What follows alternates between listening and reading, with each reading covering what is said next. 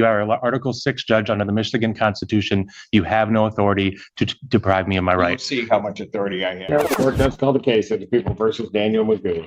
Good morning, Your Honor. Ashley Lottie for the people. Sir, state your name. I'm here on a special appearance, Your Honor. Magoo is Easy Elastical Trust, registered in Jackson County, on case number 2522246. Okay, is your name Daniel Magoo? Your Honor, that is the name you seek, and it is copyrighted and trademarked. Okay, very well.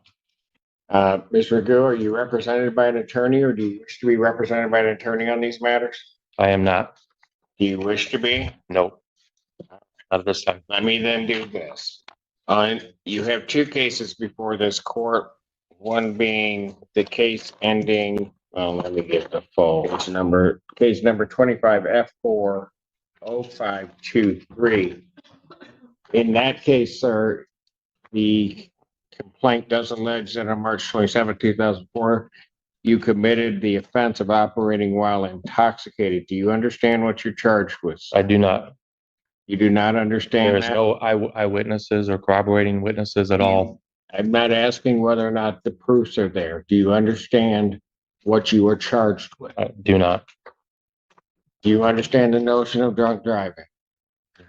I do not understand how I could be charged with something without a witness. Your other cases when you represent yourself, so we'll just do it. Are you talking about the case that's in federal court right now, You Your are Honor? before a complaint in that case for a charge of operating while intoxicated, third offense. Because it's a third offense, that is a felony. It is punishable by up to $500 to $5,000, up to 1 to 5 years incarceration. The court can order probation, 30 days to 1 year in jail, or at least 48 hours must be conserved consecutively. The court can also order community service, rehabilitative programs. The court can also order your vehicle immobilized, can order you to pay the cost of the prosecution, as well as the cost of any emergency governmental services. As I am here and as a trust, Your Honor, I am here in exclusive equity.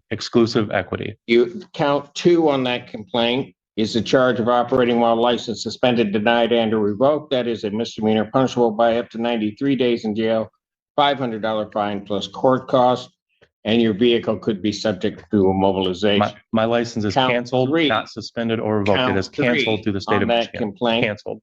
is the charge of escape from lawful custody. That is a misdemeanor punishable by up to 1 year, a $1,000 fine. I was never arrested or read any Miranda rights accordingly. Given that the defendant is talking in English, that he understands English, understands the nature of those charges and what he's charged against. So malicious prosecution by wishes Washington to County represent prosecutor as himself. usual.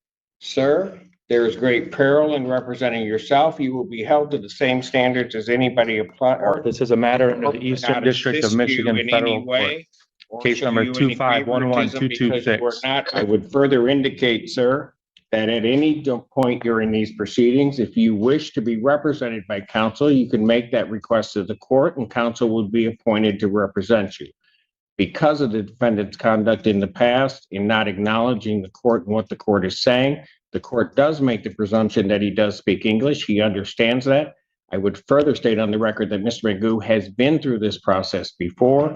He does understand that if he does wish to be represented by counsel, the court would give him counsel, that alleges that on or about July 3rd of 2025, count 1 is fleeing and eluding 4th degree. Added on by the prosecutor's office after the fact. That is a felony, punishable by up to 2 years incarceration and a $2,000 fine plus court costs, mandatory suspension by the Secretary of State. My Secretary of 2 State, anything is canceled. I have no contracts with the state of Michigan. That is a misdemeanor This charge. is a matter of trust, Your Honor. This is a matter of trust. I am protected under a 90 trust. days in jail, a $100 fine plus court cost. Count 3 on that complaint alleges operating a motor vehicle without security. That is a misdemeanor, not punishable by not more than 1 year incarceration and not less than $200 nor $500 fine plus court cost. Count 4 is operating while license suspended, denied, and or revoked. That is a misdemeanor. All of my registrations are through the federal government. I have federal government registration. I do not have contracts with the Vehicle could state. be subject to immobilization. Count 5 on that complaint alleges refusal to obey a refusal to I have an international driver's police permit. officer. That is a misdemeanor punishable by up to 90 days, $100 fine plus court costs. I would indicate to the defendant the same admonishments regarding the perils in representing oneself that I stated in the other case also apply to this case. Were you served your And that notice if and the summons yet, Your Honor? wishes to have counsel appointed, the court would consider or would appoint counsel to represent him in this matter. And he apparently wishes to proceed. Were you served your notice Having and summons notice for federal of court? the charges, sir, do you wish to still proceed without an attorney? I just want to know, where do you get Do your you powers? wish Are to you an Article proceed? 3 judge or an Article 6 judge? Where are Do your you vested wish to powers? Can you proceed answer without that? an attorney? You can't even answer look me it what your up. powers are. You can look it up. No, you guys disconnected my access to any kind of law library or anything. You are an Article 6 judge under the Michigan Constitution. You have no authority to deprive me of my We'll rights. see how much authority I have. I will assume that you wish This is to a matter proceed of without trust. counsel. I will assume you wish to proceed without counsel and that you will wish to continue to proceed. Practicing counsel law from the until you bench. inform the court otherwise. Ms. Lundy. Thank you, Your Honor. Is the court completed the arraignment for the record at this time? on both Well, cases? he had been arraigned. I was just admonishing him of the perils of representing himself and that it requires in part that I let him know what he is charged with. And I've read them kind of in fully, more so than I would have because he refuses to acknowledge those. So I am satisfied that he now knows all of the charges that are against him. Thank you, Your Honor. The people would like to be heard on bond when appropriate. What do we want to set this for? Do you wish to have a preliminary examination, sir? This is a matter of a federal matter now, Your Honor, under case number 2511226, under the Eastern District of Michigan, under the Honorable Mark A. Goldsmith and Magistrate Judge David R. Grand. There is no proceeding here, Your Honor. There is no proceeding. Oh, there's a proceeding. Well, malicious prosecution is what the proceeding is. Okay, very good. Do you wish to have a preliminary examination? There's no proceeding, Your Honor. This is a matter that should be stayed. You're going to have to stop interrupting. I will give you an opportunity. You've been before me before. I will give you an opportunity to say whatever you want to say, but I'm not going to have you interrupt me and I'm not going to have you interrupt the people when they're talking. As long as you were saying.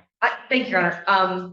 I have to there's video evidence in addition to the paper discovery. I've got to make arrangements with Lieutenant Arnett to work on that. So it may take just a bit longer.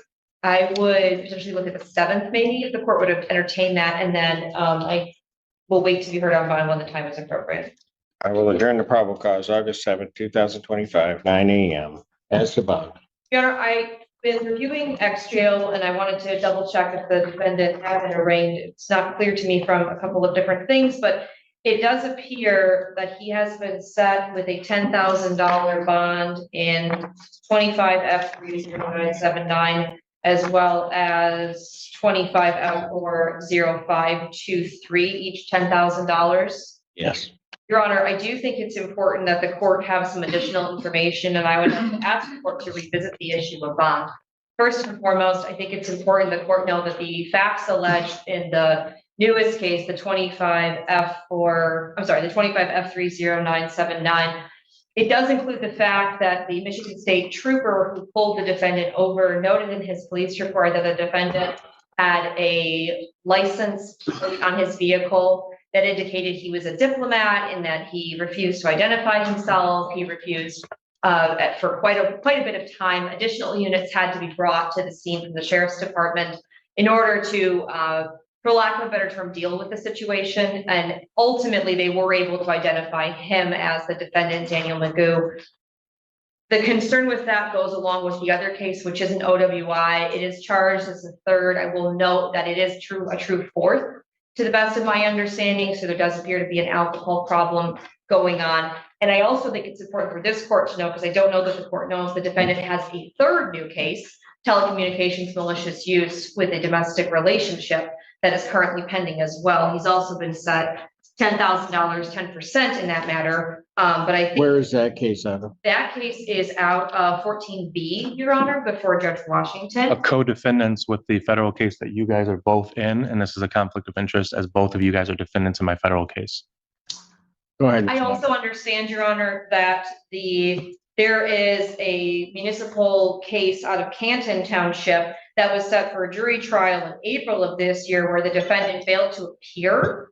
And there were jurors, there was a veneer that had been brought in, And I bring all of this up to say, Your Honor, that the people are concerned about the defendant's ability to remain law-abiding, because I'll also note for the record that at the time that the new resisting, obstructing, fleeing, eluding case and the telecommunications malicious use case came up, he was in bench warrant status before Judge Slay, is my understanding, for refusing to come after the case here had been bound over, refusing to appear in person. I say all of that to say this. I do think that $10,000 is too low. And I also am going to request a SCRAM tether because this is an OWI 4th alleged, as well as a GPS tether, given his history of failure to appear and failure to comply with court regulations. Thank you, Your Honor. His bond's been denied in that. Yes, that's correct, Your Honor. Got it. Anything you'd like to say? Anything to do with any contracts with the state of Michigan are void ab initio for a matter of law, as I have an canceled driver's license and I have an international driver's permit. And that also relates to the Canton case that they're trying to stick me for a driving unlicensed suspended citation, in which that I have an international driver's permit, making it also void. All of my matters, including the vehicle that I'm registered under, are registered to the federal government, not the state, under the Federal Motor Carrier Safety Administration.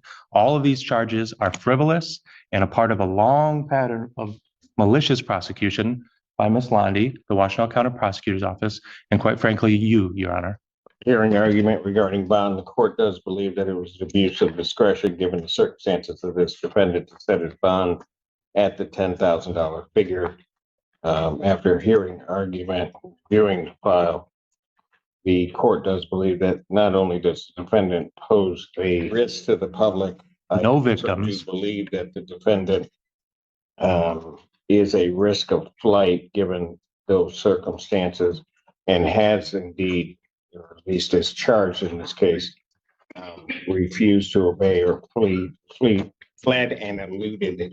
That was added on afterwards. The police officer did not report that at all. The court, given those circumstances, would in each case raise the defendant's bond, grant the people's motion. Defendant's bond in each matter is set in the amount of $50,000 cash here. Thank you. The tethers I.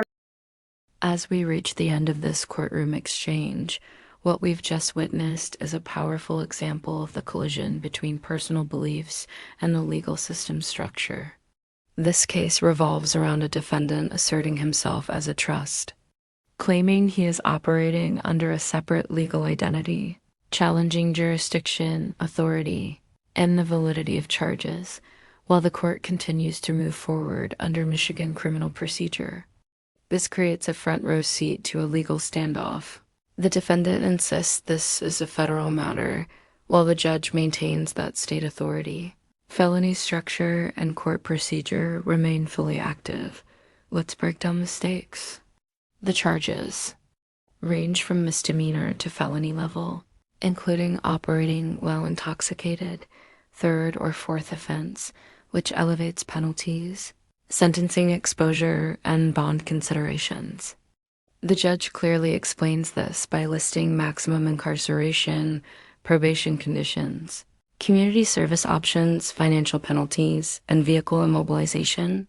The defendant challenges all of this by insisting he cannot be charged without a witness, without jurisdiction, or without contracts in place. However, from a legal standpoint, the judge is operating under standard arraignment protocol, advising rights, confirming representation status, and continuing the prosecution based on statutory authority.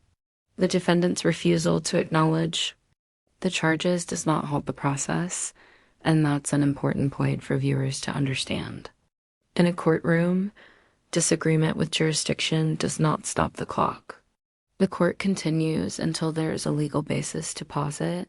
One of the most dramatic turns here comes from the request to revisit bond.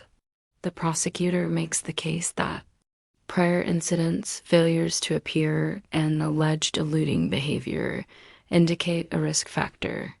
Meanwhile, the defendant argues malicious prosecution, canceled licensing, international driving credentials, and non-contractual standing with the state.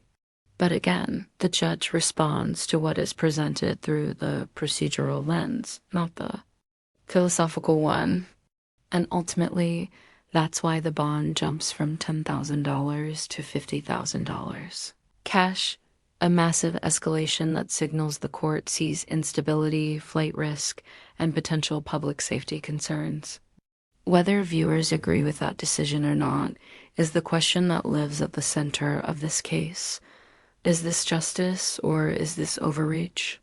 Is the court acting on lawful authority or is the defendant truly being targeted as he claims? Another major tension is the argument about representation. The defendant repeatedly rejects legal counsel, insisting he can stand alone. But the judge warns him, self-representation comes with risk. And this isn't just a courtroom line, it's a foundational legal reality. When you represent yourself, the court holds you to the same standards as a lawyer. There are no shortcuts, no reduced expectations, and no strategic exemptions. This moment is particularly important for viewers. Refusing counsel doesn't give you additional freedom. It gives you additional responsibility. And if you cannot operate within courtroom rules, the court takes control. Not the defendant. So what do we take from this entire session? Not who's right or who's wrong, but what happens when ideology enters the courtroom. Personal belief versus established statute. Individual identity theory versus state authority. This isn't just a legal conflict, it's a philosophical one. Some viewers will hear the defendant and say he's fighting for his rights. Others will hear the judge and say the court is simply enforcing established law. Both reactions can exist. That's what makes this case compelling, controversial, and unforgettable. Now we turn it over to you, the audience. Do you believe the judge is acting within proper authority here? Is the defendant standing on principle or sabotaging his own case? Would you have handled this situation differently in his place? Let us know in the comments. Call to Ace Teon if you found this case as shocking and dramatic as we did. Make sure to hit that LIKE button, share your thoughts in the comments, and don't forget to subscribe for more jaw-dropping courtroom breakdowns, legal analysis, and real-time justice reactions. Your engagement keeps this channel growing and helps us bring you more cases like this one.